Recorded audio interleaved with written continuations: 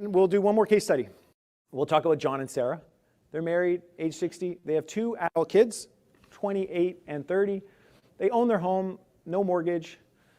Both have defined benefit pension plans of $4,000 each. They're both government workers. They get their CPP and OAS. They have their TFSAs maxed. And they own a cabin in Whistler that they purchased 20 years ago for $500,000, and it's now worth 1.5, right? Main goals was, when we chatted with them, they said that they wanted to make sure that they could transfer this Whistler cottage to their kids, and the kids didn't have to sell it. So when they passed, to cover the capital gains, they felt it was an important part of their kids growing up, and they wanted their grandkids to also have that same experience of going to a cabin, summers, etc.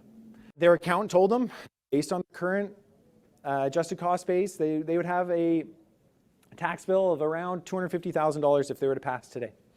They kind of extrapolated that out, and they said, well, if we pass in 25, 30 years, it's going to be, their accountant says, you can expect around $500,000 as sort of a tax bill. Now, if we think in Vancouver, how many people do we know that have cabins or vacation homes or something like that? So I think this is a common theme for a lot of people that are in John and Sarah's situation. What are the options for John and Sarah's kids? Well, they can do nothing, and this is what most people do. They kind of put their heads in the sand and say, well, we'll deal with it when my parents pass or something like that. The problem is that when they transfer the cabin,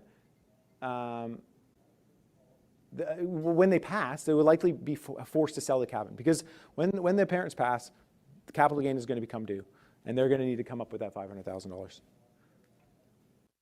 Other option that people come up with is sell to their kids now, and in a few estate presentations they talk about this. One of the things you can do is sell the property to your kids now for $1, right? And then that's going to ultimately result in double taxation. So not the wisest thing to do, but that's sometimes what people think about. The other is they could sell it to their kids now at fair value, but then those capital gains are going to be due, and that's going to dip into John and Sarah's retirement plan, and they're going to have to come up with that $250,000 somehow. They could also remortgage the property is something that you can consider, but if you outweigh the costs of carrying a mortgage for 30 years on that, maybe not the best idea. And they could also, going back to the areas that comes up, is that you could start saving and hopefully save to come up with that tax. Okay, the other option is life insurance.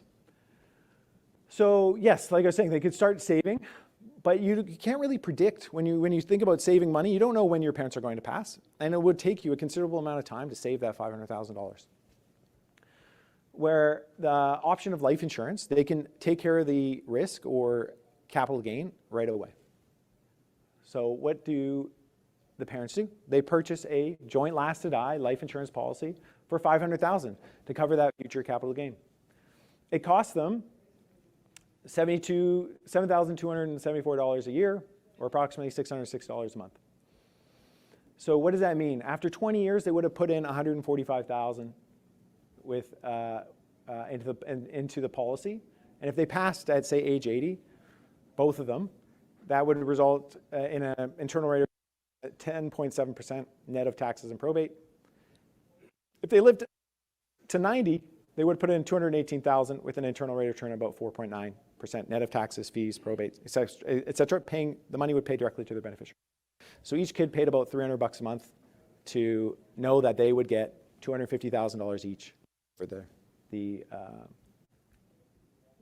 future.